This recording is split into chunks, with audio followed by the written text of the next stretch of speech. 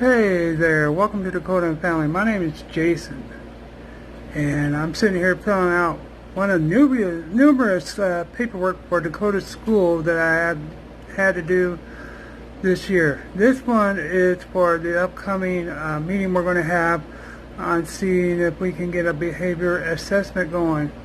So hopefully we can get either a full-time para, or a notice of action. And in this functional assessment screening tool, I'm going to go over it briefly with you. The abbreviations, that you can call it FAST. From here on out, I'll call it FAST, okay? What they're trying to do is figure out the factors that cause his behavior.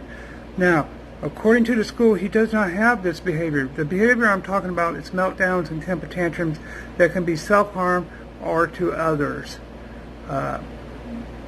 The behavior problem I put on here, self-harm and harming to others, basically meltdowns, which I'm going to put down. I forgot to put that down, but I will do that here after the video.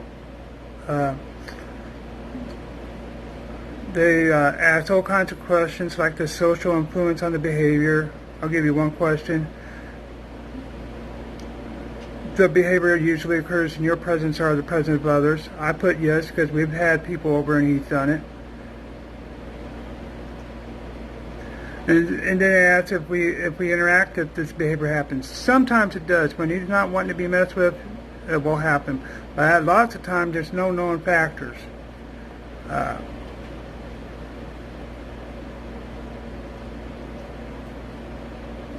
Yes, it's also accompanied with yelling and crying, which is an emotional response. I'm telling you, it's difficult being a special needs parent to a nonverbal autistic kid. He can't communicate his anger, his frustrations, his sadness, his happiness, his love for you.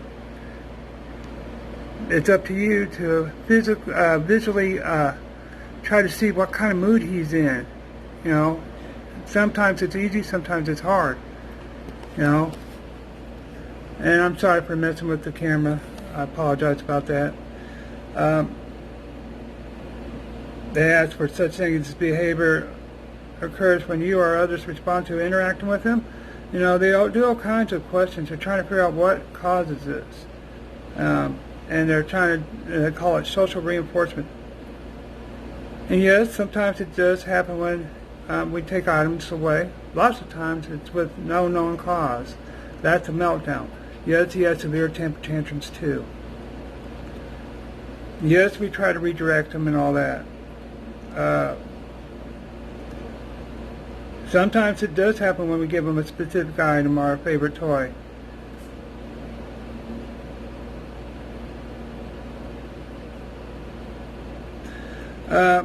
Sometimes he does feel annoying behaviors in a way like a moaning or groaning sound, you know, and that's typical repetitive behavior with autistic kids. That was the best way to describe that. So that's some of the questions. Then they go in depth on a lot of stuff. I'll skip. But describe his language abilities. It's kind of obvious. He's nonverbal. His favorite activities are toys. I said he loves playing with cars, balls, and balloons. And right now he's currently into the TV show Rabbids, a TV show. Some of the concerning behaviors I have is self-harm, slapping, pinching himself and others, screaming and yelling. Harming himself and others is my main concern, and the screaming and crying. Again, I reiterate, self-harm, hurting others, and screaming and crying. And I forgot one last question. It says, describe the range of intensity of problem behaviors and the extent of which he or she may be hurt or others from the problem behavior. So folks, according to the school, he doesn't do this stuff, but I doubt it because I've seen it. I think they're not being forthright with it and all that. But that's just my opinion. That's okay. And it turns out that he doesn't get a para, then basically they have to give us a notice of action. And if something happens to him or others, we can say, hey, We informed you what was happening. We told you. So that's my main goal with this, guys. So I know this is kind of boring to our followers, but this is an important part of our life, is trying to get him help. That's all we've been doing since, basically, from when he was a baby till today. It's always a struggle to get him help. It's always been a struggle. It seems like the state government doesn't like to pay out for autism services or extra if they don't have to, and the school has been instructed to do that. And it's sad. It's really sad, guys. And it doesn't help that we've had problems with the school, and they know it. I won't go into depth. And the problems are that are of such concern that there's no trust on our part with them.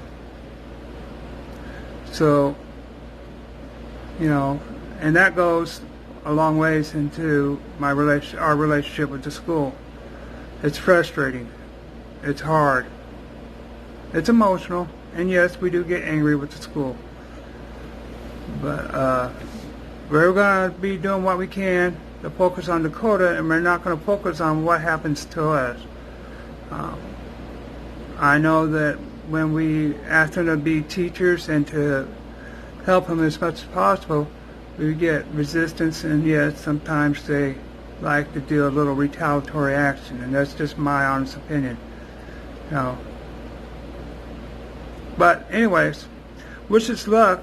It looks like this is they're dragging their feet on this, so it might not get done until the end of the school year. They have up to 60 days to get this this behavior assessment going, or started, or planned, or whatever. We got the next meeting. They have to have the next meeting within. So we're about halfway through it, almost. So I'll be sending this form in to school with him Monday, and I guess with that I'm going to wrap it up. So please like, comment, and subscribe. This is Jason from Dakota and Family. My wife's in the other room, probably coloring right now. I'm mainly the one that does all these forms because sometimes even it's hard for me to do it, describe it and put in words. You know, so, but she knows what goes on, and I go over it with Wendy, and she agrees with me totally on this and everything. So folks, don't think Wendy doesn't have any input on it. She does. She has a lot of input in it, and sometimes she knows more than me. So again, like, comment, subscribe. Thank you for watching this video.